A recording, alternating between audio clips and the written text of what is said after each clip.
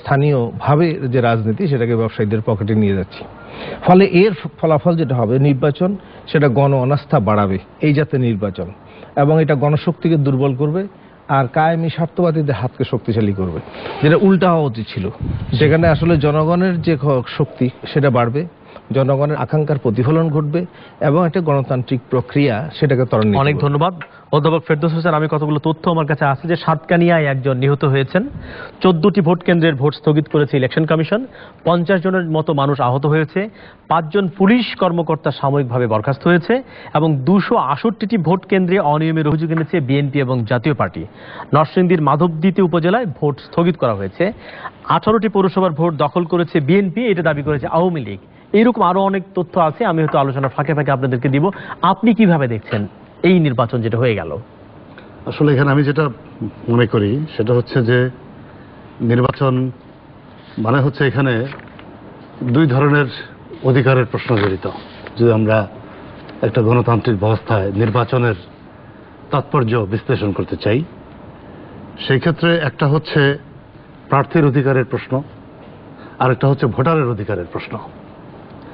যেমন যিনি প্রার্থী তার অধিকারটা কি? তার অধিকার হচ্ছে যে আমি নির্বাচনে প্রার্থিতা নিশ্চিত করা, তারপরে প্রার্থী হওয়ার পরে তার প্রচারণা, তার নিরাপত্তা, তার কর্মী বা সমর্থকদের নিরাপত্তা ইত্যাদি, এবং নির্বিঘ্নে যাতে সে তার নির্বাচনী কর্মকাণ্ড পরিচালনা করতে পারে তার নিশ্চয়তা। এটা হলো তার অধিকারের দিক। আর একজন ভোটারের অধিকারের দিক হচ্ছে যে সে যাতে বা তিনি যাতে ভয় ভীতি মুক্ত থেকে তিনি তার পছন্দের প্রার্থীকে ভোট দিতে পারে এবং ভোট দেবার পরেও তার মধ্যে নিরাপত্তা ভীতি তৈরি না হয়। তার মানে সে নির্বিঘ্নে ভোট দেবে তার পছন্দ অনুযায়ী, এবং ভোট দেওয়ার পরেও তার মধ্যে নিরাপত্তা ভীতি থাকবে না। এই দুইটি অধিকারের যদি নিশ্চয়তা একটা নির্বাচনের মধ্যে থাকে বা নিশ্চিত হয়, তাহলে সেখানে বলা যায় যে সেটা প্রকৃত অর্থে একটা নির্বাচনী পরিবেশ সেখানে বিরাজমান ছিল বা আছে, এবং তার ফলে সেই ধরনের নির্বাচনের মাধ্যমে যে প্রার্থী জয়ী বা পরাজিত হবে, সেখানে দুইটা ব্যাপার হয়। যে যিনি জয়ী হয় সেও বুঝতে পারে যে আমি জনগণের ভোটে নির্বাচিত হয়েছি, অতএব জনগণের কাছে আমার জবাবদিহিতা এবং দায়বদ্ধতার বিষয় যুক্ত আছে। এই বিষয়টি তার মধ্যেও কিন্তু আসে যে যেহেতু আমি জনগণের ভোটে নির্বাচিত, অতএব জনগণের কাছে আমার দায়বদ্ধতা আছে এবং তাদের কাছে আমার জবাবদিহি করতে হবে। তার মানে এর মধ্যে একটা জবাবদিহিতা সৃষ্টি হয়। 2 নম্বর হচ্ছে যে যিনি পরাজিত হন তার মধ্যেও এক ধরনের দায়বদ্ধতা আসে। সেটা হচ্ছে যে আমি জনগণের খুব কাছে পৌঁছতে পারি নাই বা তার আস্থা অর্জন করতে পারি নাই, এই কারণে আমি জনগণের ভোটে নির্বাচিত হতে পারি নাই, বা তার মধ্যে হয়তো এরকম একটা ফিলিংসও তৈরি হয় যে তাহলে আমাকে পরবর্তী নির্বাচনে প্রতিদ্বন্দ্বিতা করতে গেলে সেই জনগণের সমর্থন বা আস্থা অর্জন করতে হবে এবং সেই অনুযায়ী আমার কর্মকাণ্ড পরিচালনা করতে হবে বা আমার নিজের অবস্থান নিশ্চিত করতে হবে। এই দুইটা হলো অধিকারের বিষয়, যার সাথে আবার জনগণও এইভাবে সম্পৃক্ত হয়ে ওঠে। 2 নম্বর যে বিষয়টা সেটা হচ্ছে যে কর্তব্যের বিষয়। সেই কর্তব্যের বিষয়টা কি? যে এই নির্বাচন পরিচালনার সাথে যারা যুক্ত থাকেন, একদিক হলো যে প্রার্থীদেরও বা দলেরও একটা কর্তব্য থাকে। সেটা হচ্ছে যে নিয়মে বা যে আইনে এই নির্বাচন অনুষ্ঠিত হচ্ছে, সেই নিয়ম এবং আইন, রুলস, রেগুলেশনস এটসেট্রা, এগুলো সে মেনে এই নির্বাচনী কর্মকাণ্ড পরিচালনা করবে। এটা হলো তার দিক থেকে, প্রার্থীর দিক থেকে বা দলের দিক থেকে, তার সমর্থক বা কর্মীদের দিক থেকে। আরেকটা হচ্ছে যে এই নির্বাচন পরিচালনার সাথে যারা যুক্ত, যেমন এর মধ্যে যদি আমরা এক এক করে দেখি, 1 নম্বর হচ্ছে ইলেকশন কমিশন, আর 2 নম্বর হচ্ছে রাষ্ট্রের কতগুলো প্রতিষ্ঠান, আরো কতগুলো প্রতিষ্ঠান। সেই প্রতিষ্ঠানগুলোর মধ্যে সবচেয়ে গুরুত্বপূর্ণ হচ্ছে একটা হলো সিভিল প্রশাসন, যারা মেইনলি নির্বাচনের রিটার্নিং অফিসার, সহকারী রিটার্নিং অফিসার ইত্যাদি হিসাবে দায়িত্ব পালন করেন। আরেকটা হচ্ছে ল এনফোর্সিং এজেন্সিস, যে যারা নির্বাচনে 2 ধরনের, একটা হলো যে নির্বাচনে যাতে কোনো পরিস্থিতির, আইন শৃঙ্খলা পরিস্থিতির অবনতি না হয় তার কারণে তাদের গোয়েন্দা তথ্যের ভিত্তিতে বা তাদের পর্যবেক্ষণের ভিত্তিতে আগে থেকে কিছু মেজার, যেটাকে আমরা বলি প্রিভেন্টিভ মেজার, রাইট, এই প্রিভেন্টিভ মেজারগুলো গ্রহণ করবেন, যার ফলে নির্বাচনী পরিবেশ বা শান্তিপূর্ণ পরিবেশ বহাল থাকে। আরেকটা হচ্ছে যে নির্বাচনের দিন এবং নির্বাচনের পরে যাতে এই নির্বাচনকে কেন্দ্র করে, ভোটকে কেন্দ্র করে কোনো ধরনের মানে নাশকতার ঘটনা না ঘটে, অথবা কোনো ধরনের আইন শৃঙ্খলার অবনতি না ঘটে, বা নির্বাচন সংক্রান্ত কোনো অনিয়মের ঘটনা না ঘটে, যেমন কেন্দ্র দখল, ব্যালট ছিনতাই, ইন্টিমিডেশন মানে ভোট প্রদানে বাধা দেওয়া বা কারো উপর চাপ তৈরি করা, এই ব্যাপারগুলো যাতে না ঘটে। তাহলে আমরা মোটামুটি ধরে নিই যে এটা একটা গণতান্ত্রিক ব্যবস্থায় নির্বাচন হয়েছে। সেখানে হয়তো 1, 2, 3, 5% পর্যন্ত ব্যত্যয় বা ব্যতিক্রম কোনো কোনো ক্ষেত্রে হয়ে থাকতে পারে, কারণ মানুষের বিহেভিয়ারের মধ্যে তো আমরা প্যাটার্নের মধ্যে এটা পাই যে কিছু কিছু একটা সহনীয় মাত্রা থাকে কিনা। সেটা হলো 2-3% এরকম থাকলে এটাকে আমরা ধরে নেই যে কিছু বিচ্ছিন্ন ঘটনা ঘটেছে, কিন্তু নির্বাচন মোটামুটি গ্রহণযোগ্য হয়েছে, এটা ধরে নিই। কিন্তু যখন ব্যাপারটা এরকম দাঁড়ায় যে না, অনেকগুলো ঘটনার সম্মিলন ঘটেছে এখানে। এক নম্বর হচ্ছে যে প্রার্থী হওয়ার ক্ষেত্রেই কাউকে কাউকে বাধা প্রদান করা হয়েছে। তার মানে কি যে নির্বাচনের আগেই কিন্তু এক ধরনের ভীতি প্রদর্শন করা হয়েছে। এবং কোন কোন জায়গায় দেখা গেছে যে বাংলাদেশ তো সাংঘাতিক প্রতিদ্বন্দ্বিতাপূর্ণ একটা রাজনৈতিক পরিবেশের মধ্যে আমরা আছি, আর যেহেতু দলীয় প্রতীকের নির্বাচন হচ্ছে, কাজেই এটা কিন্তু ধরেই নেওয়া যায় যে এখানে আনকন্টেস্টে ইলেক্টেড হওয়ার সুযোগ বাংলাদেশে থাকার কথা না। কিন্তু যখন এই আনকন্টেস্টে কেউ কেউ ইলেক্টেড হয়ে যায়, তখন কিন্তু এরকম প্রশ্ন দেখা দেওয়াটাই স্বাভাবিক যে তাহলে এই আনকন্টেস্টে ইলেক্টেড হওয়ার পেছনে অন্য কোনো কারণ আছে কিনা, সেই কারণটা কিন্তু এক্সামিন করা দরকার। এখন প্রশ্ন হলো যে এই কারণগুলো যারা এক্সামিন করবেন, মানে লিগ্যাল অথরিটি যারা আছে বা অথরাইজড যে ব্যক্তিরা, নির্বাচন কমিশন, রিটার্নিং অফিসার বা আদার্স, তারা এই দায়িত্বগুলো সঠিকভাবে পালন করেছে কিনা, 1। 2 নম্বর হচ্ছে যে ভোটের আগেই নির্বাচনের কতগুলো আচরণ বিধি নির্বাচন কমিশন কিন্তু ঠিক করে দেয়, এবং সেখানে বলে দেওয়া হয় যে এই কাজগুলো করা যাবে, এগুলো করা যাবে না। সেই আচরণ বিধি ভঙ্গ করলে ভঙ্গকারীর বিরুদ্ধে শাস্তির ব্যবস্থাও কিন্তু সেখানে সুনির্দিষ্ট করে বলে দেওয়া আছে। কিন্তু দেখা যাচ্ছে যে পত্রপত্রিকায় যেসব রিপোর্ট প্রকাশিত হয়েছে তাতে কিন্তু আমরা দেখতে পেয়েছি যে নির্বাচনের আগেই নির্বাচনী মানে বিধি ভঙ্গের অনেকগুলো ঘটনা ঘটেছে, কিন্তু যত ধরনের বিধি ভঙ্গের ঘটনা ঘটেছে সেই অনুযায়ী কিন্তু প্রয়োজনীয় ব্যবস্থা গ্রহণ করার তথ্য কিংবা খবর আমরা গণমাধ্যম থেকে পাইনি। তার মানে যে এখানে নির্বাচন কমিশনের একটা বড় ধরনের মানে আমি কি বলবো যে তারা খুব একটা প্রোঅ্যাক্টিভ হয়ে উঠতে পারেনি, বা বড় ধরনের একটা ল্যাপসাস কিন্তু এর মধ্যে চিহ্নিত বা হয়ে গেছে। 3 নম্বর যে বিষয়টা সেটা হলো নির্বাচনের দিন। যে নির্বাচনের দিন আইন শৃঙ্খলা রক্ষাকারী বাহিনী বা ওই নির্বাচন পরিচালনার সাথে যারা যুক্ত, রিটার্নিং অফিসার থেকে একদম পোলিং অফিসার পর্যন্ত, তারা নিরপেক্ষভাবে এই দায়িত্ব পালন করছে কিনা বা তারা ভীতিমুক্তভাবে দায়িত্ব পালন করতে পারছে কিনা। এই ক্ষেত্রেও কিন্তু আমরা মিডিয়া রিপোর্ট যা দেখেছি যে অবশ্য সব ক্ষেত্রেই একই ঘটনা ঘটেছে তা না, কিন্তু কোনো কোনো জায়গায় কোনো কোনো ক্ষেত্রে এই ধরনের ঘটনা ঘটেছে যে তারাও প্রতিবন্ধকতার মুখোমুখি হয়েছেন। আরেকটা হলো যে রাজনৈতিক দলগুলো, আপনি লক্ষ্য করবেন যে রাজনৈতিক দলের একটা হচ্ছে যে কেন্দ্রীয় পর্যায় থেকে কি ধরনের ইনস্ট্রাকশন যায় বা তাদের মানে ডিজায়ারটা কি, তারা কিভাবে চায় যে আমরা একটা ভালো ইলেকশন করতে চাই নাকি আমরা জিততে চাই যে কোনো মূল্যে। এটা কিন্তু একটা দৃষ্টিভঙ্গিগত, রাজনৈতিক দৃষ্টিভঙ্গিগত ব্যাপার, এবং এটা সাধারণত মানে প্রধান রাজনৈতিক দলগুলোর মধ্যে এবং বিশেষভাবে ক্ষমতাসীন দলের ক্ষেত্রে বেশি মাত্রায় প্রযোজ্য। আরেকটি কথা বলে আমি শেষ করে দিচ্ছি, সেটা হলো এই যে নির্বাচনের সময়ে সাধারণত দেখা যায় যে এই যে নির্বাচনে জেতার জন্যে, মানে যে কোনো মূল্যে নির্বাচনে জেতার জন্যে এই যে একটা মানসিকতা, বা এটা মানসিকতা সবার মধ্যেই কম বেশি কাজ করে বলে আমার ধারণা, কিন্তু মানে খুব নেকেডলি কারো কারোর মধ্যে কাজ করে। এবং এই ক্ষেত্রে আবার আমি লক্ষ্য করেছি যেটা, সেটা হয়তো অন্যরাও আমার সাথে একমত হবেন, যে আবার এই সুবিধাটা বেশি পায় হচ্ছে ক্ষমতাসীন দল।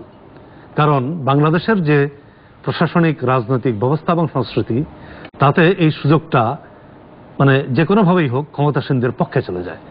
ফলে বিরোধী দলে যারা থাকেন তাদের পক্ষে ওই যেটাকে আমরা বলি লেভেল প্লেইং ফিল্ড, সেই লেভেল প্লেইং ফিল্ডে খেলে মানে যে রেজাল্ট হওয়ার কথা, সেই রেজাল্ট, এক্সপেক্টেড রেজাল্ট পাওয়া তাদের জন্য ডিফিকাল্ট হয়ে যায়। ডিফিকাল্ট হয় বলেই এই নির্বাচন সবসময় প্রশ্নবিদ্ধ থাকে, প্রশ্নবিদ্ধ হয়, এবং এই ধরনের প্রশ্নবিদ্ধ নির্বাচন আমাদের গণতান্ত্রিক বিকাশ বা আমাদের গণতান্ত্রিক সংস্কৃতির বিকাশে বা গণতন্ত্রের প্রাতিষ্ঠানিক বিকাশের ক্ষেত্রে একটা অন্তরায় হিসেবেই থাকবে। এর থেকে আমাদের বেরিয়ে আসা। অনেক ধন্যবাদ। আমরা যাব মিস্টার নোমান আহমেদ খান। আমরা দেখেছি অনেকগুলো জায়গায়, যেমন কলাপাড়ায়, নাটোরে, চট্টগ্রামে, মৌলভীবাজারে, ফেনীতে, টাঙ্গাইলে, কুমিল্লা, জামালপুর, নড়াইল, সিরাজগঞ্জ, পটুয়াখালী, বরগুনা, কিশোরগঞ্জ, চাঁদপুর, গাইবান্ধা, এই অনেকগুলো তথ্য এখানে আসছে যেখানে সমস্যা হয়েছে, ঝামেলা হয়েছে, সহিংসতা হয়েছে, ছিনতাই হয়েছে, ব্যালট পেপার পুকুরে ডুবানো হয়েছে। তো এইগুলোর প্রেক্ষাপটে আপনার কি মনে হয় কেমন হলো নির্বাচন সার্বিকভাবে? ধন্যবাদ রুবেদ। আমি আসলে একটু পিছনে যেতে চাই। যে আসলে নির্বাচনটা আমরা কেন করতে চাই? নির্বাচনটা আমরা করতে চাই একটা গণতান্ত্রিক ব্যবস্থাকে উজ্জীবিত রাখার জন্য এবং জনগণের অংশগ্রহণের মধ্য দিয়ে জনগণ দ্বারা পরিচালিত হবে রাষ্ট্র বা সমাজ, বা এখন যেটা নির্বাচন হচ্ছে স্থানীয় সরকার। নির্বাচনটা হলো একটা অংশ এই প্রক্রিয়ার। সেই প্রক্রিয়ার মধ্যে কিন্তু আমাদের প্রথম জিনিসটাই থাকতে হবে আমাদের মাইন্ড সেট আপ, এবং আমাদের পরিবার থেকে শুরু করে সমাজে এবং রাজনৈতিক দলগুলোর মধ্যে এরকম গণতান্ত্রিক চর্চার একটা প্রক্রিয়া থাকতে হবে। হঠাৎ করে কিন্তু গণতান্ত্রিক মানসিকতা একদিনে আমি প্রতিফলন পাবো না, সেটা নির্বাচনের দিনই হোক বা অন্য যে কোনো দিনই হোক। সেই জিনিসটা যদি আমরা মাথায় রেখে কথাগুলা বলি বা আলোচনা করি, তাহলে একটা জিনিস কিন্তু আমরা পাবো। আমরা যদি ধরি, যেমন উনি বলেছিলেন, ঢাকা বিশ্ববিদ্যালয়ের অধ্যাপক বলেছেন লেভেল প্লেইং ফিল্ড, এইটা নিয়েও কিন্তু ভিন্নতা আছে। অনেকে মনে করেন যে রাজনৈতিক দলগুলোর লেভেল প্লেইং ফিল্ড, আমরা মনে করি বা অনেকে মনে করে যে আসলে যারা ভোটার, যারা নির্বাচন করবে, যারা নির্বাচক মণ্ডলীর সদস্য, তাদের লেভেল প্লেইং ফিল্ড হওয়া দরকার। অর্থাৎ সেখানে যারা ক্ষুদ্র জাতিসত্তা থেকে শুরু করে, নারী সমাজ থেকে শুরু করে, প্রতিবন্ধী থেকে শুরু করে, দরিদ্র মানুষ থেকে শুরু করে, কৃষক, শ্রমিক, মেহনতি মানুষ যারাই আছে, তাদের সকলের জন্য সমান একটা অবস্থা থাকতে হবে। তাহলেই লেভেল প্লেইং ফিল্ড হতে হবে। এবং তাদের এবং রাজনৈতিক দল, প্রার্থী, এদের মধ্যে একটা মানসিক থাকতে হবে, প্রস্তুতি থাকতে হবে যে সকলের সমান চিন্তা ভাবনা, ভিন্নতা থাকলেও ভোটিং ক্ষেত্রে বা আমার অংশগ্রহণের ক্ষেত্রে আমি সমান সুযোগ পাব। কিন্তু আমাদের সমাজ ব্যবস্থায় কিন্তু এই ধরনের অবস্থাটা আমরা দেখতে পাচ্ছি না। এবং বিশেষ করে আমরা যেটা দেখি, এই যে রাজনৈতিক দলগুলায় যে গণতান্ত্রিক চর্চাটা কিন্তু বড় দলগুলাতে কেন, বাম দলগুলাতেও কিন্তু ওই রকম প্রক্রিয়া আমরা খুব অব্যাহতভাবে দেখি না। মানে দলের অভ্যন্তরে গণতন্ত্রের চর্চা এটা সেখানে ঘাটতি আছে। আমি একটা উদাহরণ দিয়ে বলতে পারি যে এইবার দেখেন, স্থানীয় সরকারে নারী সমাজকে মনোনয়ন দিয়েছে মাত্র 16 জন, অথচ 2011-12-তে দিয়েছিল 26 জনের মধ্যে। কমে যাচ্ছে। আবার যদি দেখি সংখ্যালঘু মনোনয়ন, সেইখানে দেখা যাচ্ছে মাত্র 19 জন। তথ্যগুলো একটু করেন, 234 জনের মধ্যে।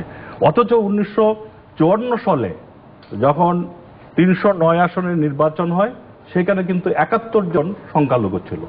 অর্থাৎ আমরা আবার এই যে 2008-এ যে আমরা রাজনৈতিক দলগুলা নির্বাচন কমিশনে যে নিবন্ধন হয়েছে, একটা শর্তই ছিল যে 33% নারী রাখতেই হবে, সেটা 1920 সালের মধ্যে। কিন্তু আজকে 2015-এ আসে আমরা কমছি।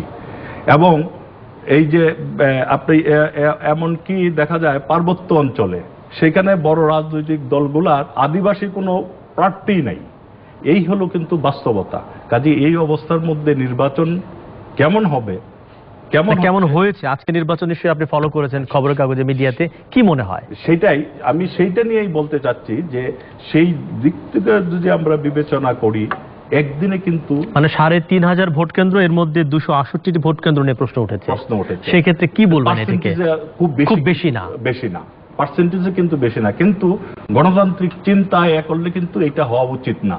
অনেকে মনে করেন যে নিরাপত্তায় থাকতে হবে সেনাবাহিনী, অনেকে মনে করেন নিরাপত্তায় থাকতে হবে পুলিশ বাহিনী। আসলে গণতান্ত্রিক চর্চাগুলো কিন্তু সেনাবাহিনী দিয়ে সম্ভব না।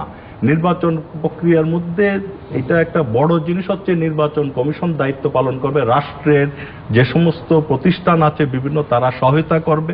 রাজনৈতিক দলগুলা সহায়তা করবে, ভোটার সহায়তা করবে, প্রার্থী সহায়তা করবে, কিন্তু মূল ভূমিকা রাখবে নির্বাচন কমিশন। কিসের মাধ্যমে? সকলের সঙ্গে আলোচনার মাধ্যমে। শুধুমাত্র অর্ডার দিয়ে, লিখিত এই আচরণ বিধি দিয়ে কিন্তু এটা সম্ভব জি, না। অনেক ধন্যবাদ। আমি একটু এইগুলা শুনবো কিন্তু অধ্যাপক আলোচনার নাজমুল মধ্যে হাসান দিয়ে কলিমুল্লাহ, অংশগ্রহণ আপনি করা। কিভাবে দেখছেন আজকে যে নির্বাচন হয়ে গেল? দেখুন, নানান কারণে আজকের নির্বাচন তাৎপর্য বহন করে। প্রথমত, প্রথমবারের মতো আমাদের স্থানীয় সরকারের যে প্রতিষ্ঠানগুলো আছে তার মধ্যে অন্যতম পৌরসভা, তার নির্বাচনে মেয়র পদে দলীয় প্রতীকের ব্যবহারটি প্রযুক্ত হয়েছে। এটি একটি মার্ক ডিফারেন্স। আরেকটি বিষয় হচ্ছে, নিকট অতীতে আমরা যে নির্বাচনগুলো প্রত্যক্ষ করছি, দশম সংসদ নির্বাচন বা উপজেলা নির্বাচন, এই নির্বাচনগুলোকে ঘিরে নানান রকমের আপনার রাপচার আমরা কিন্তু লক্ষ্য করেছি। দশম সংসদ নির্বাচন ছিল ভয়ঙ্কর একটি পরিস্থিতিতে। আপনার মাঠের বিরোধী দল শুধু বয়কট করার ঘোষণা দিয়ে ক্ষান্ত হয়নি, তারা সর্বাত্মকভাবে প্রতিরোধ এবং প্রতিহত করবার চেষ্টা করেছে। তো ফলে এই যে অ্যানার্কিস্ট একটা পজিশন, সেটি মেইন স্ট্রিমে একটা দলকে আত্মহননের পথে কিন্তু নিয়ে গেছে। আর তারপরে উপজেলা যে 6টা ফেজে আমরা নির্বাচন প্রত্যক্ষ করেছি, সেখানেও প্রথম 3 ফেজের পরে কিন্তু এক ধরনের অধোগতি আমরা লক্ষ্য করেছি। এবং সর্বশেষ যে 3টি সিটি কর্পোরেশন নির্বাচন অনুষ্ঠিত হলো, সেখানটায় মাঝপথে ঘোষণা দিয়ে বেরিয়ে গিয়ে মাঠের বিরোধী দল আরেক রকমের নজির তৈরি করেছে, যে পার্টিসিপেটিভ ইনক্লুসিভ যে নেচারটা নির্বাচনের, সেটা প্রশ্নবিদ্ধ করেছে। তো ফলে এইবার তারা সবাইকে অবাক করে ঘোষণা দিয়েছেন প্রথম থেকেই যে তারা কিন্তু মাঠে থাকবেন, এমনকি ভোট গণনার আগে পর্যন্ত তারা এটা তো ঘোষণা দিয়ে ইতিবাচক। চলে যাবেন। জি। ডেফিনেটলি আমি সেই জন্যই বলছি যে বড় তাৎপর্য বহন করে যে তারা অ্যানার্কিস্ট একটা পজিশন থেকে নিয়মতান্ত্রিক একটা পজিশনে ফিরে এসেছেন। এটি সাধুবাদ দেওয়ার মতো একটা বিষয়। এবং এই ইনক্লুসিভনেস কিন্তু এইবারের এই নির্বাচনকে ভিন্ন রকমের দোতনা প্রদান করেছে। আর এর পাশাপাশি আরেকটি বিষয়, সেটি হচ্ছে যে আপনার শাসক দলের পক্ষ থেকে আমরা প্রথমবারের মতো দেখলাম একেবারে বিরোধী দলের সুরে তারা নানান রকমের অভিযোগ নিয়ে কমিশনে হাজির হয়েছেন। ম্যাজিস্ট্রেটদের কাছ থেকে বিমাতা সুলভ আচরণ পেয়েছেন, আইন শৃঙ্খলা রক্ষাকারী বাহিনী তাদেরকে সঙ্গে বাড়াবাড়ি করেছে। এইসব অভিযোগ কশিনকাল এর আগে কিন্তু আমরা কখনো শাসক দলের পক্ষ থেকে শুনিনি। সেটাও কিন্তু আরেক রকমের আপনার তাৎপর্য বহন করে।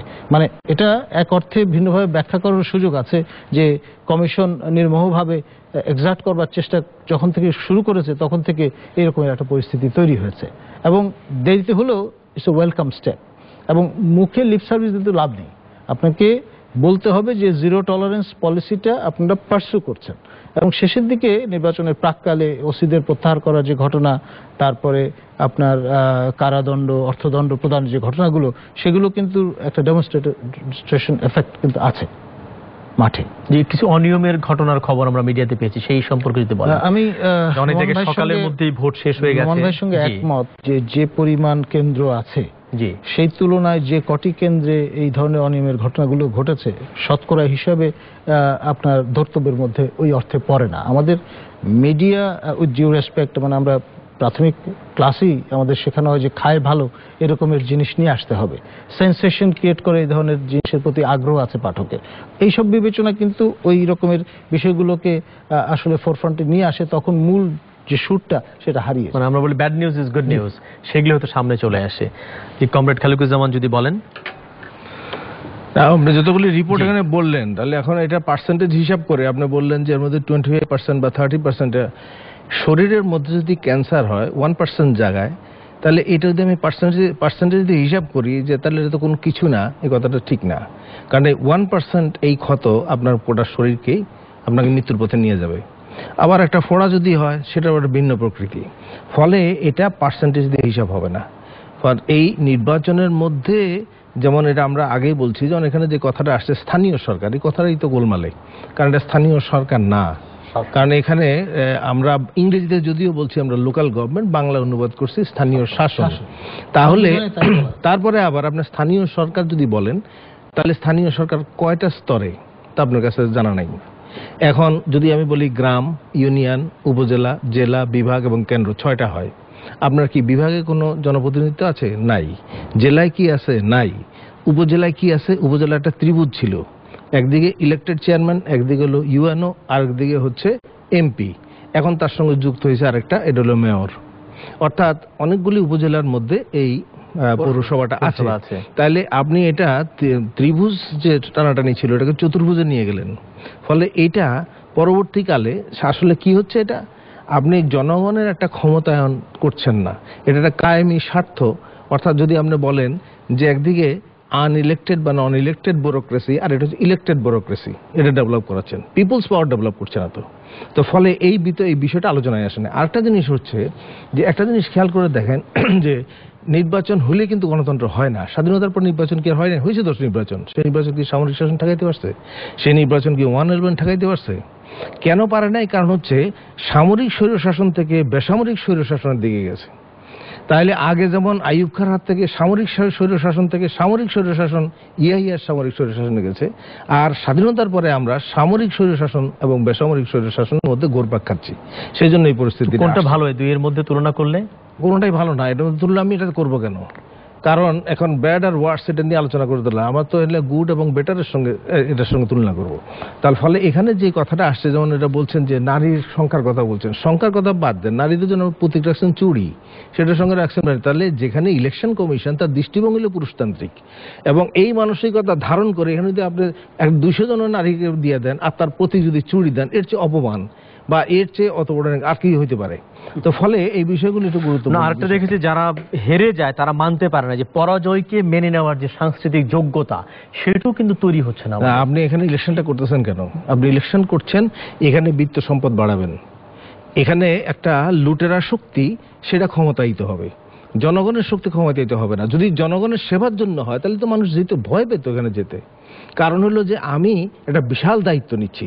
যেমন এর আগে আমরা বলছি ইলেকশন কমিশন, আমাদের দল থেকে আমরা বলছি, কোনো লোক ইলেকশনে দাঁড়ানোর কথা বললে তার সম্পত্তির হিসাব নেন, হিসাব দিতে না পারলে বাজেয়াপ্ত করেন, এবং যে এলাকায় সে নির্বাচিত হবে ওই সময়কালে বাইরে কোনো সম্পদ করলে বাজেয়াপ্ত করেন, তাহলে এটা কমে যাবে।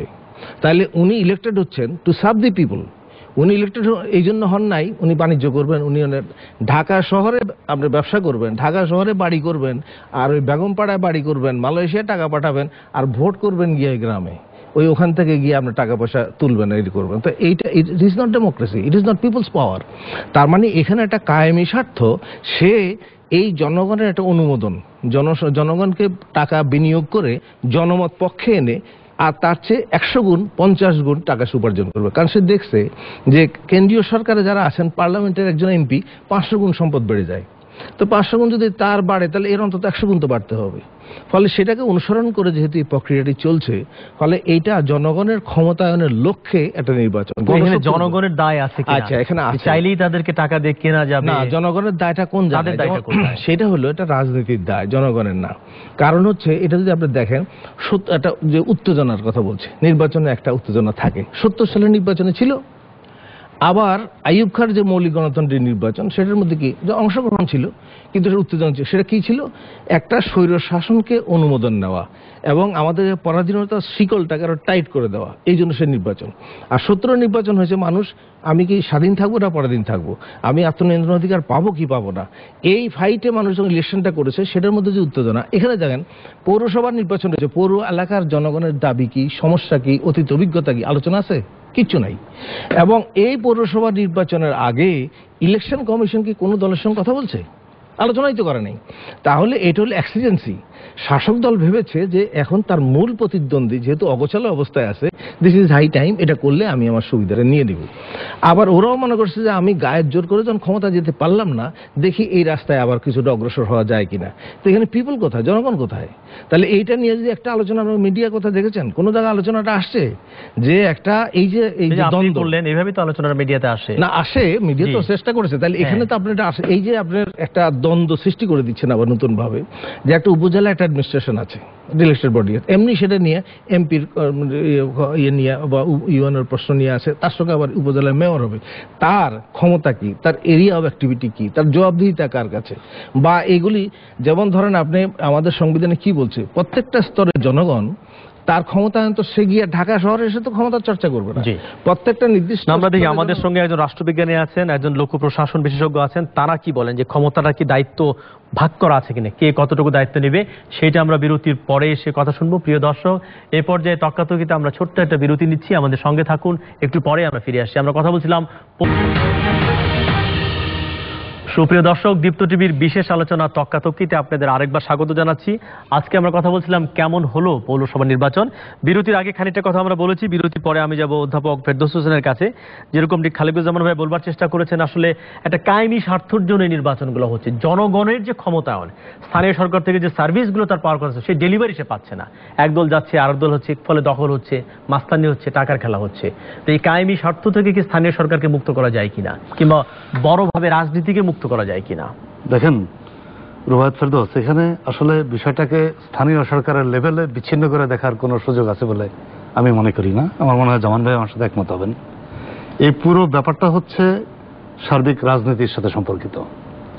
এখন আমরা, জামান ভাই তো বামপন্থী মানুষ, সমাজতান্ত্রিক দলের নেতা, তো এটা তো মানে ওনার যে আদর্শিক গুরু, বা আমরাও যার আদর্শে ভীষণভাবে প্রভাবিত ছিলাম তরুণ বয়সে, উনি তো অনেক আগেই লিখে গেছেন, বিশ্লেষণ করে গেছেন, সেই দাড়িওয়ালা ভদ্রলোক, যে ক্লাসকে দেখতে হবে দুই দৃষ্টিকোণ থেকে, দুইভাবে, যে class in itself, class for itself.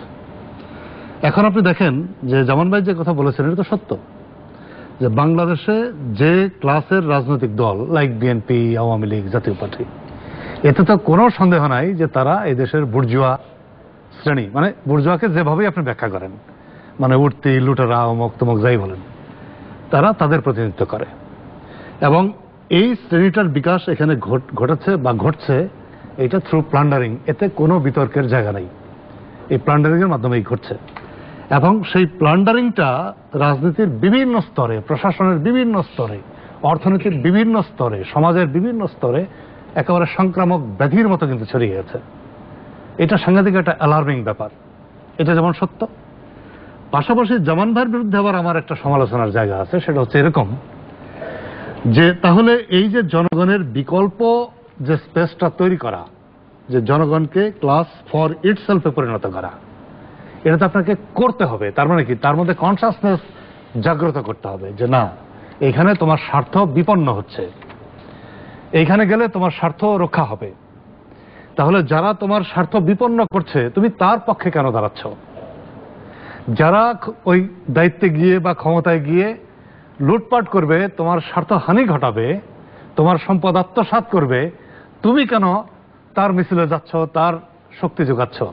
তোমার তো তার বিপক্ষে দাঁড়ানোর কথা, বিপক্ষ শক্তি হিসেবে তার রাজনৈতিক ব্যানারে সংগঠিত হওয়ার কথা। আমার মনে হয় কি যে এই দায়িত্বটা পালন করতে জামান ভাইরা শোচনীয়ভাবে ব্যর্থ হয়েছেন এবং হচ্ছেন। এবং যতক্ষণ পর্যন্ত ওনারা এই দায়িত্বটা পালন করতে সফল না হবেন, আমি খুব পজিটিভ অর্থেই বলি, ততক্ষণ পর্যন্ত এই যে দুর্বৃত্ত শ্রেণীর, আমি আর এটা অন্য শব্দ ব্যবহার করলাম না, সাদামাটাই বললাম, যে এই দুর্বৃত্ত শ্রেণীর হাতে জনগণ যেভাবে মানে বন্দী হয়ে থাকে কৃতদাসের মতো অনেকটা, সেই বন্দিত্ব থেকে কিন্তু সে মুক্তি পাবে না, কারণ তার মধ্যে ওই চেতনাটা জাগ্রত হয়নি, মানে সে ক্লাস ফর ইটসেলফ হয়ে ওঠেনি।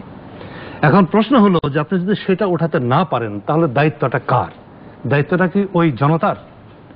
জনতা তো বোঝে না, সে যে নিগৃহীত হচ্ছে সে তো জানে না। সে মনে করে এই ভোটটা দিতে পারলে এটা আমার একটা আনন্দ, এটাই আমার একটা সুখ, এটাই আমার একটা সুবিধা। ওকে ফাইন, আমি যদি এই পর্যন্তও ধরি যে এই পুঁজিবাদী প্যাটার্নের গণতন্ত্র বা তার নির্বাচন, আপনি যদি এইটাকেও স্ট্যান্ডার্ড হিসেবে ধরেন, তাহলে সেটাও তো এখানে হচ্ছে না। সেটা হতে গেলেও তো অন্তত আপনাকে এইটুক জায়গা রাখতে হবে যে অন্তত, আমি ওই দলের কথা বাদ দেন আপনি, আমি একজন ভোটার, কলিমুল্লাহ একজন ভোটার, জামান ভাই একজন ভোটার, উনি একজন ভোটার, এটা তো আমি দাবি করতে পারি যে না, আমার ভোট আমি দেবো, যাকে ইচ্ছা তাকে দেবো। এইখানে কেউ বাধা তৈরি করতে পারবে না। এইখানে যদি তুমি বাধা তৈরি করো, তার মানে কি? তার মানে হচ্ছে যে তুমি এখানে শক্তি প্রয়োগ করছো, তুমি এখানে আমাকে বাধা প্রদান করছো আমার এইটুক অধিকারও, যেটা লিবারাল ডেমোক্রেসিতে, মানে লিবারালিজমে, এই যে ইন্ডিভিজুয়ালিজম, লিবারালিজমের যে মুভমেন্টটা আমরা জানি যে 19th সেঞ্চুরিতে, 18th সেঞ্চুরির শেষ দিকে 19th সেঞ্চুরিতে যেটা হয়েছিল, বা যার ঢেউ বা ধাক্কা পুরো বিংশ শতাব্দী পর্যন্ত চলেছে, তো সমস্ত পাশ্চাত্য জগতের সাংস্কৃতিক, রাজনৈতিক সংস্কৃতির কাঠামো এবং তার মানে আচরণ যেটা দিয়ে মানে পরিচালিত হচ্ছে, সেই জায়গাটুক তো তুমি বলছো, আমাদের সংবিধানে বলছো, তোমার দলীয় ইশতেহারে বলছো, সব জায়গায় বলছো, কিন্তু সেটুকু তো তুমি করছো না। তার মানে এখানে যে বুর্জুয়া সভরাইটি যেটাকে আমরা বলি বুর্জুয়া কালচার স্ট্যান্ডার্ড, বুর্জুয়া কালচারের যে স্ট্যান্ডার্ড, সেইটা রক্ষা করবার যোগ্যতাও তো এই দলগুলোর নাই। কারণ হচ্ছে যে এই দলগুলো তো প্রকৃত অর্থে সেই বুর্জুয়া দল হিসেবে গড়ে ওঠে নাই। তার কারণ হলো যে এখানে যে প্রক্রিয়ায় এই বুর্জুয়া শ্রেণীর বিকাশ ঘটছে সেই প্রক্রিয়াটাই তো অসুস্থ। এখন আপনি বলতে পারেন যে ইউরোপেও তো এই প্লান্ডারিং ছিল, এই প্রসেসের মধ্য দিয়ে তারপরে বুর্জুয়া গণতন্ত্র একটা লেভেলে গেছে। কিন্তু নিও লিবারালিজমের এই যুগে আপনি দেখেন যে সমস্ত ওয়েস্টার্ন ওয়ার্ল্ডেও কিন্তু এই নির্বাচনগুলো ওই শ্রেণী দৃষ্টিকোণ থেকে প্রশ্ন সাপেক্ষ, প্রশ্নবিদ্ধ হয়ে যাচ্ছে। এখন আমার প্রশ্ন যেটা, সেটা হলো, আমি জামান ভাইয়ের সাথে অবশ্যই একমত থাকবো, সেটা হলো যে জনগণের ক্ষমতা এবং এই প্রতিষ্ঠানগুলো জনগণের জন্য কাজ করবে। যদি আপনি গণতন্ত্রের ক্লাসিক্যাল ডেফিনেশনে আমরা যাই, যে ফর দি পিপল হবে, এবং ফর দি পিপল হইতে গেলে তো তাইলে তার জন্য আপনি কি করবেন, আপনার ম্যানিফেস্টো তো সেটা থাকবে, আছে কি? জামান ভাই তো সঠিকভাবেই বলেছেন যে কোনো প্রার্থীর নির্বাচনী ম্যানিফেস্টোর মধ্যে খুব ক্লিয়ারলি এবং তার অ্যাকাউন্টেবিলিটি কিভাবে থাকবে এটা কি তার বলা আছে? যে আমি ক্ষমতায় গেলে বা আমি জিতলে আমার অ্যাকাউন্টেবিলিটি বা আমার জবাবদিহিতা আমি এইভাবে নিশ্চিত করব। সেটা প্রাতিষ্ঠানিকভাবেও নাই, সরকারের দিক থেকেও নাই, নির্বাচন কমিশনের দিক থেকেও নাই, স্থানীয় সরকারের আইনের মধ্যেও খুব স্পষ্টভাবে নাই, এবং যিনি প্রার্থী হচ্ছেন তিনিও কিন্তু জনগণের কাছে এই বিষয়টা স্পষ্ট করছেন না। তার মানে এখানে একটা গোলমাল আছে। গোলমাল থাকা সত্ত্বেও আমি যেটা মনে করি যে একেবারে ন্যূনতম যেটা, যে যদি নির্বাচন হয় এবং জনগণ যদি মনে করে যে অন্তত এই প্রতিষ্ঠানটিতে আমার প্রতিনিধিকে আমি বাছাই করে নেব অ্যাটলিস্ট। এবং আরেকটা ব্যাপার এখানে থাকা উচিত, আমি এটা জামান ভাই একটা আলোচনায় বলেছিলেন, আমার মনে আছে, আমি এটা রিপিট করি ওনার প্রেজেন্সেই, সেটা হলো যে ধরেন জনগণ ভোটে নির্বাচন করে দিল, আমাকে জিতিয়ে দিল, স্থানীয় সরকার মন্ত্রণালয় কি করছে, আমাকে অব্যাহতি দিয়ে দিচ্ছে কোন একটা অভিযোগে। বিরোধী দল হলে বেশি দিচ্ছে, সরকারি দলকে হয়তো কম দিচ্ছে। তার মানে কি? তার মানে যে জনগণের দায়িত্ব থাকবে শুধুমাত্র নির্বাচিত করবার, আর সরকারের ক্ষমতা থাকবে নির্বাচিত প্রতিনিধিকে ক্ষমতাচ্যুত করবার। তাহলে এই নির্বাচন করার অর্থ কি? তার মানে সমস্ত ক্ষেত্রে কিন্তু এই গোলমালগুলো রয়ে গেছে। আর এই গোলমালগুলো আছে বলেই, ওইখানে ভেস্টেড ইন্টারেস্ট আছে বলেই এই অসহিষ্ণুতাটা আরো বেড়ে যায়। এদিকে সব বিকৃত পুঁজিবাদের সিম্পটম কিনা এগুলি। এবং হ্যাঁ, অবশ্যই স্টেবল পুঁজিবাদে কিন্তু এটা বুর্জুয়া এথিক্যাল স্ট্যান্ডার্ড তৈরি হয়, ওষুধে ভেজাল থাকবে না, খাবারে ভেজাল থাকে না, ভালো শিক্ষা থাকে, ইউরোপে আমেরিকার যে স্ট্যান্ডার্ড। এটা কি জানেন, এটা আপনি দেখবেন আবার যে সমাজগুলো খুব সাবসিস্টেন্স লেভেলে থাকে, যেখানে খেয়ে পরে বেঁচে থাকার অর্থনীতি, এগ্রিকালচার বেসড ইকোনমি হয় বা ওই সব জায়গায় কিন্তু এই ধরনের এইগুলা কম থাকে, এই ধরনের অস্থিরতাগুলো কম থাকে। আমাদের এখানে এদের অনেক কথা বলার আছে, আমার মনে হয় এত সময় আমাদের নাই, কিন্তু আমি যে কথাটা বলতে চাই সেটা হলো এই, যে যেহেতু খুব সংক্ষেপে বলি, সেটা হলো যে যেহেতু এই সমস্ত বডিতে ইলেক্টেড হলে সেখানে অর্থকরী উপার্জন করবার বা অন্যকে সুবিধা দেবার বা নিজের সুবিধা নেবার অনেক সুযোগ থাকে, এই কারণে ওই রাজনীতির সাথে আবার ওই বিষয়টা যুক্ত হয়ে এখানে অস্থিরতার মাত্রাটা আরো বাড়িয়ে দেয়। এইটাই হলো মূল জায়গা আর কি। আমার মনে হয় যে এটা নিয়ে হয়তো মিস্টার নোমান আহমেদ বলেন যে স্থানীয় সরকারকে আমরা শক্তিশালী করার কথা বলছি, এবং স্থানীয় সরকার থেকে জনগণ যে সুবিধাগুলো পাবে, যে সার্ভিস ডেলিভারি, সেগুলোকে আদৌ পাচ্ছে কিনা। কিংবা অনেক জায়গায় বলা হচ্ছে যে পৌরসভাকে রাজনৈতিকভাবে ডিক্লেয়ার করা হয়েছে এটা পৌরসভা, পৌরসভার যে বৈশিষ্ট্য থাকা উচিত, যে রেভিনিউ আয় কিছুই তার নাই, কিন্তু তাকে পৌরসভা বানানো হয়েছে। তো সেই প্রেক্ষাপটে নির্বাচন হয়ে গেল, কিছু কেন্দ্র দখল, ভোট কারচুপি, তারপরে সত্ত্বেও যারা হলেন তারা কি সার্ভিস ডেলিভারি দিতে পারবেন কিনা জনগণের কাছে? হ্যাঁ, এটাই তো আমি যে জিনিসটা দিয়ে আগেও শুরু করেছিলাম, যে মূল বিষয়টা হলো মনোজগৎ এবং রাজনৈতিক দৃষ্টিভঙ্গি। এটা বিচ্ছিন্নভাবে দেখলে হবে না। স্থানীয় সরকারকে আমি কতটুকু ব্যবহার করব, কতটুকু ক্ষমতা দিব, জনগণ কতটুকু ক্ষমতা গ্রহণ করতে পারবে, অংশগ্রহণ করতে পারবে, সবগুলাই কিন্তু একটা আলাদাভাবে দেখার কোনো বিষয় না। আমাদের এখানে কিন্তু পরিষ্কার সংবিধানে বলা আছে স্থানীয় শাসনটা কিভাবে পরিচালিত হবে, জনগণ দ্বারা কিভাবে নির্বাচিত হবে। তারপরেও কিন্তু আমরা দেখতে পাচ্ছি যে এইখানে কিন্তু যে অবস্থাটা চলছে, রাজনৈতিক শক্তিগুলা যে ক্ষমতায় থাকার পরে এখানে সিম্পলি আমলাতন্ত্র বলেন, এমপি তন্ত্র বলেন, এইরকম অবস্থা, খুবই সেন্ট্রালাইজ, খুবই বিকেন্দ্রীকরণের জায়গাটা কিছু হচ্ছে না, মনোজগৎটাই নাই। রাজনৈতিক দলগুলার প্রাতিষ্ঠানিকভাবে তার দলের মধ্যেই কিন্তু এই প্রক্রিয়াটা নাই। এবং রাজনৈতিক দলগুলোর মধ্যেও কিন্তু এরকম কোনো প্রক্রিয়া আমরা কিন্তু অতীতেও দেখি না, এখনো দেখছি না যে স্থানীয় শাসনকে আলাদাভাবে জনগণের অংশগ্রহণের মধ্য দিয়ে স্বশাসিত সরকার হিসাবে বা শাসন ব্যবস্থা হিসাবে তৈরি করার সেই প্রক্রিয়াটা কিন্তু এখন পর্যন্ত মনোজগতে নাই। আমি একটা সিম্পল উদাহরণ দিয়ে বলতে যাচ্ছি, আমরা ইলেকশন আসলেই বলি যে সৎ ও যোগ্য লোককে নির্বাচিত করতে হবে। এখন সতের এই মাত্রাটা কি হবে, যোগ্যতার মাত্রাটা কি হবে? ভোটাররা কি জানেন যে এই ইউনিয়ন পরিষদের চেয়ারম্যানের দায় দায়িত্ব কি? ভোটাররা কি আমরা জানাই যে উপজেলা চেয়ারম্যানের দায় দায়িত্ব কি, সংসদ সদস্যের দায় দায়িত্ব কি? এই যে ভোটার এডুকেশন, অর্থাৎ রাষ্ট্রের যে বিভিন্ন অবস্থা আছে, স্থানীয় সরকারের যে বিভিন্ন স্তরগুলো আছে, তার কি কি দায় দায়িত্ব আছে, সংসদ সদস্যের কি দায় দায়িত্ব আছে, এইটা যদি আমরা সঠিকভাবে যে নির্বাচক মণ্ডলীর সদস্য অর্থাৎ ভোটারকে যদি জানাই যে ইউনিয়ন পরিষদ বা পৌরসভা বা উপজেলা এই যে স্থানীয় শাসনের এই দায়িত্ব, আর কেন্দ্রীয় সরকার অর্থাৎ সংসদে যারা থাকবেন সংসদ সদস্য তারা শুধুমাত্র আইন প্রণয়ন করবেন, মনিটরিং করবেন, এই যে অবস্থাটা এটা কিন্তু আমরা ভোটারদেরকে জানাই না, যে কারণে কিন্তু ভোটাররাও ওইভাবে কিন্তু নির্বাচন করতে যায় নির্বাচন কিন্তু ওইভাবে। অধ্যাপক নাজমুল হাসান কলিমুল্লাহ, বলা হচ্ছে যে এমপিদের কাজ কতটুকু, উপজেলা চেয়ারম্যান কতটুকু করেন, পৌরসভা মেয়র, এই ভাগটা স্পষ্ট না এবং জনগণের কাছেও এটি পরিষ্কার না। আসলে আমি জামান ভাইয়ের যে সূচনা বক্তব্য সেখানে ফিরে যেতে চাই। তিনি মৌলিক একটি জায়গায় আমাদের তর্কটাকে নিয়ে গেছেন, সেটি হচ্ছে আমাদের মহান সংবিধানের প্রামাণিক যে ভার্সনটা সেটা বাংলায়, সেখানে কোথাও কিন্তু লোকাল গভর্নমেন্টের কথা বা স্থানীয় সরকারের কথা বলা নেই। আগাগোড়া সব জায়গায় স্থানীয় শাসনের কথা বলা আছে। ভুলে গেলে চলবে না, বাংলাদেশ রাষ্ট্রটি অভ্যুদয় ঘটেছে একটি এককেন্দ্রিক রাষ্ট্র হিসেবে। এখানে কোনো প্রদেশ নেই, কোনো ফেডারেল স্ট্রাকচার নেই। গোড়া থেকে যা ছিল এখনো তাই আছে। এবং এর ফলে ওই যেটা বলা হয়েছে সংবিধানে স্থানীয় শাসন, এটা কিন্তু খুব সুচিন্তিতভাবেই প্রযুক্ত করা হয়েছে শব্দটি, এবং ইংরেজি অনুবাদ করতে গিয়ে এটা লোকাল গভর্নমেন্ট হয়েছে। কিন্তু সেই বিষয়টি ছিল বা আছে বলেই একটা প্রয়োজন পড়েছে আমাদের স্থানীয় সরকার মন্ত্রণালয় তৈরির। এবং ইদানিং কাল পর্যন্ত আমরা দেখছিলাম সরকার ভেদে শাসক দলের মহাসচিব মহোদয় তিনি কিন্তু পৌরোহিত্য করেছেন এই মন্ত্রণালয়ে। প্রয়াত জিল্লুর রহমান বলুন, মান্নান ভূঁইয়া বলুন, সালাম তালুকদার বলুন, মানে এমনকি সম্প্রতি কাল পর্যন্ত আমাদের আশরাফ সাহেব ছিলেন, এবং সেটা আর আবার নতুন মাত্রাও যুক্ত হয়েছে তার সঙ্গে। মানে যেই পরিবারটি সবচাইতে ভ্যান্টেজ পজিশনে আছে সেই পরিবারের সদস্য এই মন্ত্রণালয়ের দায়িত্ব নিয়েছেন। মানে আরেক কাঠি আপনার সপ্রমাণ হয়েছে যে এককেন্দ্রিক নেচারটা কেমন।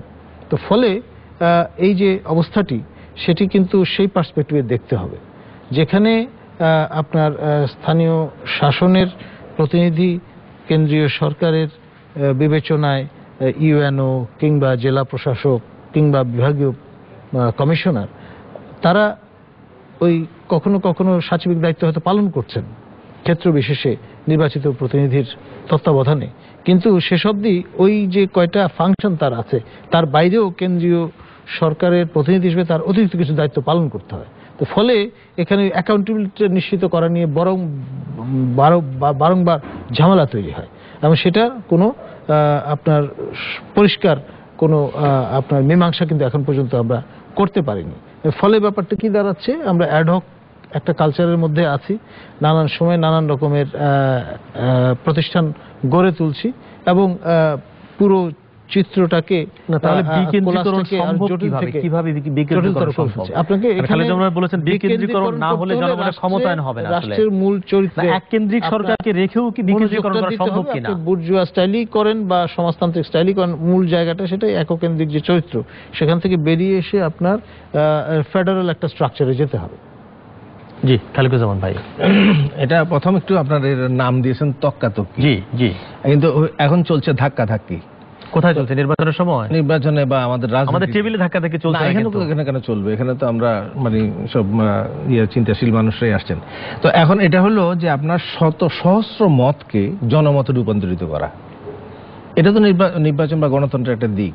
কারণ সমাজের বহু রকম মত থাকবে, সেই মতটাকে জনমতে রূপান্তরিত করা এবং সেটা জনকল্যাণে, জনস্বার্থে, জনগণের অভিপ্রায়ে সেই জিনিসটাকে সামনে উপস্থিত করা, এটার উদ্দেশ্য। এখন সেটা নাই। আর এখন যেটা হচ্ছে অন্ধকারের রং বিচার। আপনি অন্ধকারের মধ্যে দিয়ে বললেন যে এবার আপনি বলেন যে কোনটা হলুদ, কোনটা সাদা, কোনটা কালো, আপনি কি করে করবেন? সেটা হচ্ছে এখন। তাহলে বহু সহস্র মতকে একমতে রূপান্তরিত করা, জনস্বার্থে, জনকল্যাণে, জনগণের দ্বারা, ওই যে of the people, for the people, by the people যে কথাটা আসছে সেটা নাই। 2 নম্বর যে কথাটা আসছে সেটা হলো, হ্যাঁ, বামপন্থার আসলে রাজনীতির অনেক ভুলভ্রান্তি আছে, তবে আমরা শোচনীয় ব্যর্থতার চেয়েও আমরা অতীতের দায়ভার বহন করছি এবং বোকাবুড়ু পাহাড় সরিয়েছিলেন, সেই দায়িত্ব নিয়ে আমাদের এখন চলতে হচ্ছে। মাহসুদুর এই কথাটা। আর এটা হলো যে যেটা বলছেন যে আমরা পাল্টানোর চেষ্টা করছি না, তা না। সিরাজগঞ্জে আমরা একটা ওই টোকেন একটা ইলেকশন করেছি। আপনাদের এই মিডিয়া 3-4টা মিডিয়া প্রচার দিয়েছে, সেখানে আমরা বলছি যে ভোট এবং নোট চাই, কারণ আমরা ব্যবসা করতে নামি নাই। এবং দেখছেন যে মানুষ টাকা দিয়েছে। আমরা ওখানে মানুষ 10 টাকা, 2 টাকা, 5 টাকা এরকম করে টাকা দিয়েছে, আর 1010 টাকার মতো এমনি রাস্তাঘাট থেকে তুলেছি। তো সেটা দিয়ে আমরা হয়তো এটা দিয়ে কিছু হবে না, কারণ এখানে ফলটা কি হয়েছে, এমন কোপদাসপাড়া আলিয়া মাদ্রাসায় সেখানে কি হয়েছে, আমাদের যে চিফ ইলেকশন এজেন্ট কমিউনিস্ট পার্টির জেনারেল সেক্রেটারি 300 ব্যালট পেপার ওখান থেকে উদ্ধার করে নিয়ে জমা দিয়েছিল। বলছে ডিসি সাহেব না আসলে মীমাংসা করা যাবে না, ডিসিও আসে নাই, মীমাংসা হয় নাই। এবং এরপরে যে রানীগ্রাম, জানপুর, রেল কলোনি ইত্যাদিতে 12টা সেন্টারে এই ধরনের অনিয়মের কথা আমরা বলেছি। তো যাক, সেটা তো একটা দিক গেল। আর যেই কথাটা বলছেন সেটা হলো যে এখানে আমরা মূলত যে এটা স্থানীয় সরকার যে কথাটা নিয়ে বললেন হিন্দু, এখন এটা হলো কেন্দ্র থেকে শুরু করে সবগুলি মিলেই হচ্ছে একটা শাসন ব্যবস্থা, সরকার ব্যবস্থা। তাহলে গ্রামে জনগণের প্রতিনিধিত্ব এবং কেন্দ্রের প্রতিনিধিত্ব। এখন আপনার মাথা আছে, মাঝখানে বুকটা নাই, তারপর দেখা গেলো কোমরের এই অংশটা আছে, হাঁটু নাই, তারপর গোড়ালি আছে। এটা কি মানুষ বাঁচতে পারে এইভাবে? তাহলে at the top parliament is there, বা চিফ সেন্ট্রাল এক্সিকিউটিভ কমিটি। ডিভিশনে কি? ডিভিশনে হলো একটা ব্যুরোক্রেটিক স্ট্রাকচার। আপনার জেলার মধ্যে যেমন কি ডিস্ট্রিক্ট কমিশনার, আপনি অনুবাদ করছেন কি জেলা প্রশাসক, এটা কমিশনারের অনুবাদ কি প্রশাসক হয়? তাহলে এটা রুল বাই ব্যুরোক্রেসি। তাহলে আবার পিপলস পাওয়ার কথা বলছেন, তাহলে একদম গ্রাম থেকে শুরু করে টপ, মানে ইয়েতে বটম টপ এবং টপ বটম, এইভাবে একদম সর্বস্তরে। কারণ ওই এলাকার গ্রামের জনগণ সে কি ঢাকা মন্ত্রিসভাকে পরামর্শ দিতে আসবে নাকি? তাহলে সেই প্রত্যেকটা স্তরে জনগণের, আমাদের কথাও কিন্তু সংবিধানে সেভাবেই আছে, প্রত্যেক স্তরে জনগণ তার নির্বাচিত প্রতিনিধিদের মাধ্যমে, কারণ ক্ষমতা তো তার জনগণের, সে প্রতিনিধি নির্বাচন করবে অ্যাট অল লেভেলস। এই সবটা মিলেই হচ্ছে কমপ্লিমেন্টারি সাপ্লিমেন্টারি গভর্নমেন্ট। এখন এটা হলো যে কেন্দ্রীয় সরকারের অধীনস্থ সংগঠন, এটা হইতে পারে না। That is not democracy. তাহলে এখানে কেন্দ্রীয় সরকার সহ স্থানীয় সরকার সবটা মিলেই হচ্ছে একটা গভর্নমেন্ট, আর এখন সেটা অধীনস্থ হয়ে যাচ্ছে। আর এটা জনগণের ক্ষমতায়নের পরিবর্তে শাসক গোষ্ঠী তাদের ক্ষমতা চর্চার হাতিয়ারে রূপান্তরিত করছে। এটা হইতে পারে না। তাহলে এটা আরেকটা জিনিস যেটা বলছেন যে ওই বুর্জুয়াদের যে কথাটা বললেন, আমাদের সংবিধান কি লিখছে? গণতন্ত্র হচ্ছে সমাজতন্ত্রের লক্ষ্যে। আপনি গণতন্ত্র চর্চা করতেছেন পুঁজিবাদের লক্ষ্যে, মুক্তিবাদের লক্ষ্যে। আর এটা সংবিধান হচ্ছে highest law of the country, এটা বলতেছেন, সম্পূর্ণ ভায়োলেট করতেছেন। এখন লিখে রাখছেন মুক্তবাজার করতেছেন, লিখে রাখছেন পরিকল্পিত অর্থনীতি করতেছেন, মুক্তবাজার, একধারা শিক্ষা করতেছেন, 3 ধারা, 11 ধারা, তারপরে যত রকমের সেগুলো বাকিগুলো যে স্থানীয় সরকার থেকে শুরু করে সমস্ত যে বলছেন অনুপার্জিত আয় ভোগ করা যাবে না। তো তাহলে কালো টাকা সাদা করেন কিভাবে? আর এই যে এমপিরা যে এত সম্পদের মালিক হয়ে গেল, বা এই যে যারা, সেগুলির ব্যাপারে কোনো জবাব দিতে নাই। তো ফলে যে কথাটা উনি কারেক্টলি বলছেন যে আসলে এটা ঠিকই, কারণ এখানে আমরা আমাদের মুক্তিযুদ্ধের অঙ্গীকার বুর্জুয়াদের শাসনের কথা ছিল না, লুটেরাদের শাসনের কথা ছিল না। ফলে আমরা সেইটা না, উনি বলেছেন বুর্জুয়া সোসাইটি যে এথিক্যাল স্ট্যান্ডার্ড, সেখান থেকে আমরা 1000 মাইল দূরে। মার্কিন যুক্তরাষ্ট্রে কোনো ওষুধে ভেজাল পাবেন না, কোনো খাবারে ভেজাল পাবেন না। পৃথিবীর শ্রেষ্ঠ শিক্ষা প্রতিষ্ঠান ওখানে আছে, বুর্জুয়া সোসাইটিতে আছে। ওখানে জেফারসন আর নাই, সায়েন্সের গবেষণা করতে হচ্ছে এখানে। জেফারসন নাই, আব্রাহাম লিঙ্কন নাই, এখন আছে ট্রাম্প। এটা খেয়াল রাখবেন। ফলে এখন পৃথিবীর সব বড় বড় গবেষণা সায়েন্টিস্ট সব কিন্তু ইউরোপ আমেরিকাতে হচ্ছে, সবগুলো বুর্জুয়া সোসাইটি নিয়ে আসছে। কিন্তু আপনি খেয়াল করে দেখেন যে আমেরিকা 99%, আমাদের এখানে ওষুধে ভেজাল, খাবারে ভেজাল, সেটাও তো আমরা পারি নাই। আপনার ডেমোক্রেট কাকে বলবেন? মিনিমাম এথিক্যাল স্ট্যান্ডার্ড আমরা নিয়ন্ত্রণ করতে পারি না। আপনি তো অনেক বড় স্বপ্ন দেখছেন। না, বলছি তেল লুট করার জন্য একটা দেশের স্বাধীনতা। আমাদের সময় ফেরদৌস হোসেন যদি বলেন যে এই বিদ্যমান কাঠামোর মধ্যে থেকেই স্থানীয় সরকারকে কতটা শক্তিশালী করা যায়, কতটা জনমাধ্যম করা যায়। আমি কিন্তু এই কথাটা সবসময় বলি, এত মেটা ন্যারেটিভ বলে আসলে ছোট জিনিসগুলো নষ্ট করছি। ডক্টর কলিমুল্লাহ বলেছেন, এটা কিন্তু আমাদের একটা বাস্তবতা, এটা সবাইকে বুঝতে হবে। সেটা হলো যে আমরা ওই তাত্ত্বিক আলোচনা থেকে সরেও আসি যে বাংলাদেশ তো সাংবিধানিকভাবে একটা এক কেন্দ্রিক রাষ্ট্র। এখানে যুক্তরাষ্ট্রীয় কাঠামো করার ক্ষেত্রে অনেকেরই কিন্তু রিজার্ভেশন আছে, অনেকে ভয় পায়, চায় না, মনে করে যে আবার একটা বিচ্ছিন্নতাবাদী আন্দোলন। এরশাদ সাহেব একবার প্রদেশের প্রস্তাব দিয়েছিলেন। হ্যাঁ হ্যাঁ, এটা নিয়ে নানা ধরনের মানে অস্পষ্টতাও আছে, আবার অনেকের মধ্যে ভীতি কাজ করে, কেউ কেউ অপ্রয়োজনীয় মনে করে। এগুলো নিয়ে অনেক কথা আছে, এগুলো নিয়ে আমার মনে হয় এই বিতর্কে আমি যাবো না এখন। তবে একটা বিষয় হলো যে আপনি এই এককেন্দ্রিক কাঠামো রেখেও কিন্তু রিয়াল অর্থে, যেটা জামান ভাই বারে বারে বলার চেষ্টা করছেন, যে রিয়াল অর্থে স্থানীয় সরকার ব্যবস্থা গড়ে তুলতে পারতেন, এবং সেটা করতে গেলে সব টায়ারেই কিন্তু নির্বাচিত প্রতিনিধিদের দিয়ে ওই স্থানীয় সরকার গঠিত হওয়া দরকার। কোথায় ব্যুরোক্রেটিক মানে নিয়ন্ত্রণ, কোথায় নির্বাচিত প্রতিনিধি, এটা তো হয় না, গোজামিল দেওয়া হবে না। এক। 2 নম্বর হচ্ছে যে সেই স্থানীয় সরকারের ক্ষমতা, তার জুরিসডিকশন, এখতিয়ার, তার জবাবদিহিতা, এই বিষয়গুলো একই সাথে নিশ্চিত করতে হবে। এবং সবচেয়ে গুরুত্বপূর্ণ হচ্ছে যে আইন প্রণেতা এবং স্থানীয় সরকারের নির্বাচিত কর্তৃত্ব, এই দুইয়ের মধ্যে যে বর্তমানে যে এটা তৈরি করে রাখা হয়েছে, মানে কনফ্লিক্ট, বা জামান ভাই যেটা বলছেন যে ত্রিভুজ এখন চতুর্ভুজে পরিণত হচ্ছে, এই যে সমস্যাগুলা, এমপি বা পার্লামেন্টের যিনি সদস্য, ওনার কাজ তো আইন প্রণয়ন করা। যদি আপনি বুর্জোয়া স্ট্যান্ডার্ডে যান, তার কাজ তো স্থানীয় সরকারের দেখভাল করা। সে যে ব্রিজ বানাচ্ছে এখানে, হ্যাঁ, স্কুলের প্রতিশ্রুতি দিচ্ছে। এই যে বিষয়গুলো হচ্ছে না, এই যে একটা গোজামিল, এই যে একটা মানে কি বলবো, যে একটা মানে কোনোভাবেই কোনো প্রতিষ্ঠানকে তার নিজস্ব, এই দুর্ভাগ্য কেন, মানে 44 বছরও আমরা ঠিক করতে পারলাম না আসলে পুরো ব্যাপারটা। সেটাই তো আমরা বলি যে আমরা ইলেকট্রাল প্রসেসও আমরা ঠিক করতে পারলাম না। এখন আমার প্রশ্ন হচ্ছে যে আমরা পারলাম না বলেই কি এখানে বসে থাকতে হবে? এটা তো নিয়তি হতে পারে না। এটা তো নিয়তি হতে পারে না, আমাকে তো পারতে হবে। এক্স্যাক্টলি। এবং পারতে হবে বলেই তো আমরা ভিন্ন কথা বলছি এখানে, তাহলে তো আমরাও নির্বাচনে দাঁড়িয়ে যেতাম না। উনি বলছেন সমাজতন্ত্র আসলে তারপরে এগুলো তা হবে না। কিন্তু আমি যেটা বলি জি সেটা হলো যে সেটা অনেক অনেক বড় বেশি আশাবাদী জায়গা হবে। সেটা বলি নাই কিন্তু আমি বলছি এটাকে রেখেই কতটা সহনীয় করা যায়। এটা রেখেই সেটা কথা আমি বলেছিলাম যে সেটাই আপনি ভায়োলেট করছেন। এই সরকারের কথা বলছি, যা এখন করণীয়, উনি যেটা বললেন যে এই ব্যবস্থা রেখে যেটা করণীয় সেটা আপনি করছেন না, তার বিরুদ্ধে নোমান ভাই যদি বলে এটাকে রেখে কতটা ক্ষমতাবান করা যায়। আসলে এই জায়গাগুলো আসলে যেটা জামান ভাই বলতেছিলেন, আসলে আমরা স্বপ্ন দেখি কিন্তু বাস্তবতা কিন্তু ভিন্ন। আমাদের স্থানীয় সরকারকে সবসময় সেই আইয়ুব খান পাকিস্তান পিরিয়ড থেকে বলেন, ব্রিটিশ পিরিয়ড থেকে বলেন, বর্তমানেও কিন্তু সরকার ক্ষমতায় যাওয়ার জন্য ব্যবহার করেছে। স্থানীয় সরকারকে কিন্তু ওইভাবে গণতান্ত্রিক প্রক্রিয়ায় কিন্তু তৈরি করা হয় নাই। এইটাতে সম্ভব যদি সদিচ্ছা এবং জনগণকে ওইভাবে তৈরি করা যায়। শুধুমাত্র রাজনৈতিক দল কিন্তু তারা এই লাইনে হাঁটবে না। তারা কিন্তু ওই দেখেন সংসদে তারা কিন্তু সময়, আমরা কিন্তু চাই সংসদীয় গণতন্ত্র, কিন্তু সংসদীয় গণতন্ত্রে যে অবস্থা আমরা দেখতে পাই, তারা সমস্ত সুযোগ সুবিধা নেওয়ার জন্য সব বিরোধী দল, সব দল কিন্তু এক হয়ে যান, কিন্তু স্থানীয় সরকারকে শক্তিশালী করার জন্য কিন্তু তারা একমত হন না। তাদের ভয়টা কি? কর্তৃত্ব নষ্ট হয়ে যাবে। কর্তৃত্ব নষ্ট হয়ে যাবে। তাদের মানসিকতাটাই হচ্ছে যে আমার ক্ষমতাটাকে কুক্ষিগত রাখা। না, কিন্তু উল্টো দিক থেকে আমাদের ভোটারদেরও কিন্তু একটা আশা থাকে যে উনি এমপি হচ্ছেন, আমার জন্য কি করবেন এলাকায়, ডিমান্ড কিন্তু আছে আবার জনগণের পক্ষ থেকে। সেই জন্যই জনগণকে কিন্তু ওইভাবে আমরা, যেটা আগেও আমি বলেছিলাম, যে সঠিক তথ্যটা দেই না, যে স্থানীয় সরকারের যে বিভিন্ন স্তর আছে সেইখানে দায় দায়িত্বটা কি তাকে ভোটারকে জানাতে হবে। না হলে যেটা হয় যে চেয়ারম্যানের, ইউনিয়ন পরিষদের চেয়ারম্যানের দায় দায়িত্ব কি সে কিন্তু জানে না, সংসদ সদস্যের দায় দায়িত্ব কি সে জানে না, সে কিন্তু সবাইকে একটা কিন্তু আইন হয়েছিল ইউনিয়ন পরিষদের সামনে একটা সিটিজেন চার্টার টানিয়ে দিয়ে, আমি দেখেছি অনেক ইউনিয়ন পরিষদে।